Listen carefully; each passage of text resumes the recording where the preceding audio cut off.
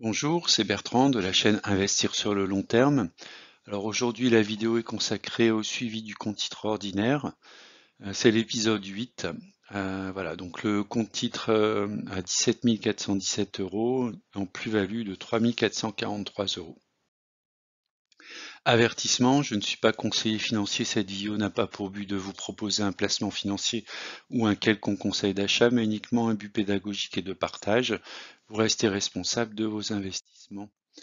Alors on va démarrer sur un point sur les marchés, hein. Donc les indicateurs américains sont dans le vert donc sur la journée de vendredi dernier. Par contre, si on regarde sur le mois passé, donc les marchés américains ont fortement baissé. Si on prend un peu plus de recul, sur les 6 derniers mois, la tendance est à la baisse, que ce soit sur la base trimestrielle, semestrielle ou annuelle. On peut même noter sur les 6 derniers mois un fort recul, hein, puisque le Nasdaq est à moins 25%, le Standard & Poor's 500 est à moins 14% et un peu plus de moins 10% pour le Dow Jones. Alors, une question qu'on peut se poser, c'est est-ce que les marchés sont à leur prix? Alors, j'ai pris deux exemples. Le premier exemple, c'est le Nasdaq, 11 805 points. Donc on a l'évolution donc sur le mois, les 3 mois derniers, les 6 mois et l'année qui vient de se passer, hein. Donc sur un an glissant, on est à moins 12%. La question qu'on peut se poser en fait, c'est est-ce que c'est le moment de rentrer sur le Nasdaq? Alors je vous ai mis en graphique l'évolution trimestrielle du Nasdaq depuis 2002. C'est une échelle logarithmique. Et j'ai mis sa droite de régression logarithmique qui est représentée en rouge.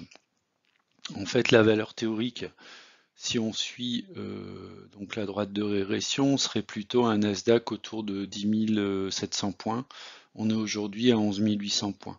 Donc on peut voir quand même que depuis un an ou deux, le Nasdaq surperforme largement en fait sa droite de régression, hein, même s'il a été sur les 20 dernières années relativement proche de sa droite de régression. Donc on peut s'attendre à ce que le Nasdaq continue à corriger de l'ordre d'une dizaine de pourcents, ce serait tout à fait logique si on suit un petit peu cette logique de droite de régression. Voilà, donc c'est ce que je vous ai présenté là au travers de la bulle, hein, avec la valeur de 11 805, c'est la valeur actuelle, et 10 676, c'est sa valeur théorique. Alors si on s'intéresse maintenant au Standard & Poor's, on peut voir que donc comme le Nasdaq, il a connu une forte envolée ces dernières années, mais la correction récente le ramène vraiment de manière assez proche en fait de sa droite de régression. Donc si on regarde donc la valeur actuelle 4023, la valeur théorique au travers de la droite de régression, on est à 3751, donc on est à peu près à 7%, hein, 7-8% en fait du cours de sa droite de régression. Donc ça commence à être intéressant de s'intéresser au Standard & Poor's. Je vous cache pas que je suis rentré sur le Standard & Poor's au travers d'un ETF. Alors, quel est l'état du compte titre et les plus-values au 14 mai 2022? Donc 17 417, ça c'est la valeur du portefeuille. Donc j'ai quasiment pas de liquidité, je suis 100% investi, hein, j'ai 1,86 € de liquidité. Voilà, j'ai apporté, donc j'ai fait un virement de 350 € et je suis en plus-value de 3 443. Donc on reste quand même en belle plus-value compte tenu du fait que j'ai ouvert le portefeuille il y a à peu près un an et demi, 2 ans. Hein, donc je suis en plus-value à peu près de 20%. Alors quels sont les faits marquants sur la période? Donc le rendement mensuel est de moins 1,33, donc Donc j'ai subi en fait comme les indices une baisse sur le portefeuille, mais une baisse qui est relative, hein, moins 1,33. Alors elle sera un petit peu plus forte bien sûr si je compte pas en fait mon apport de 350 euros. Donc j'ai prévu de toucher au mois de mai 50,98 euros, donc c'est des dividendes bruts. Donc en net, il faut enlever à peu près 30%. Donc ça correspond à peu près à 35 euros sur le mois de mai. En termes d'achat, donc comme je l'ai indiqué, donc je suis rentré sur un ETF Standard & Poor's 500, donc j'expliquerai un petit peu plus en détail cet ETF. Et j'ai également renforcé quelques actions, AT&T et Starbucks. Et j'ai également renforcé en fait les lignes d'ETF existants hein, pour suivre la stratégie que je m'étais fixée en début d'année, qui est d'avoir un équilibre entre mes ETF et mes actions. Donc j'avais prévu à terme d'avoir 50% d'investissement en ETF, à accumulation principalement, et 50% en actions à dividendes.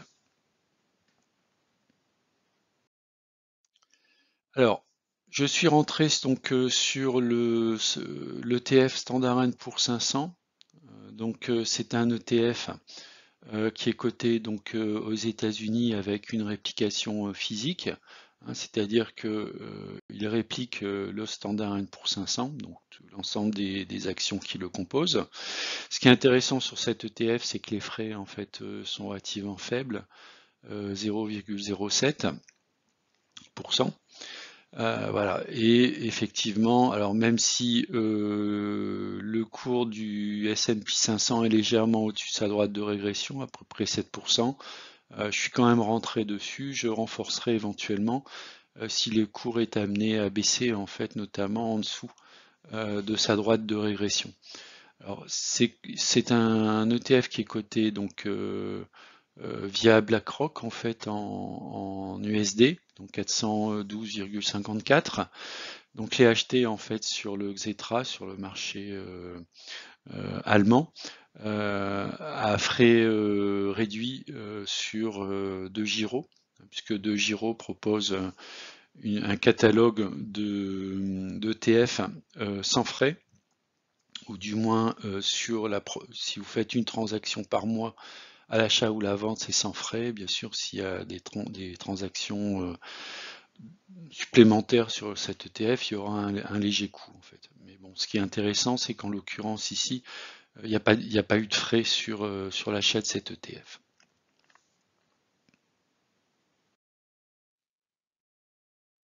Alors si on regarde maintenant le tableau des dividendes, donc j'ai prévu de toucher 50,98 euros au mois de mai, qui se compose de la manière suivante. Donc Rio Tinto pour 4 euros, AT&T pour 2 euros, Oneok pour 10,69 euros, BG Food pour 4,36 euros, ABBV pour 10,43 euros, Verizon pour 7,10 euros, Colgate Palmolive pour 4,33 euros, Bristol Myers Squibb pour 5,45 euros, Realty Income pour 0,70 € et Starbucks 1,86 €.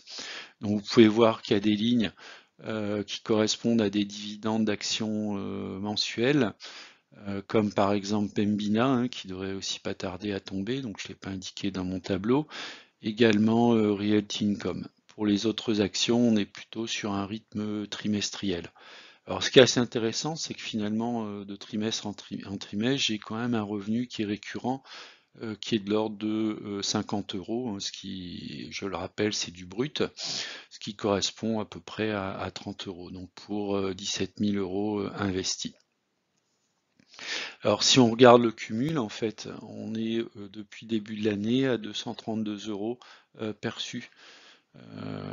Et également 1750 euros d'apport.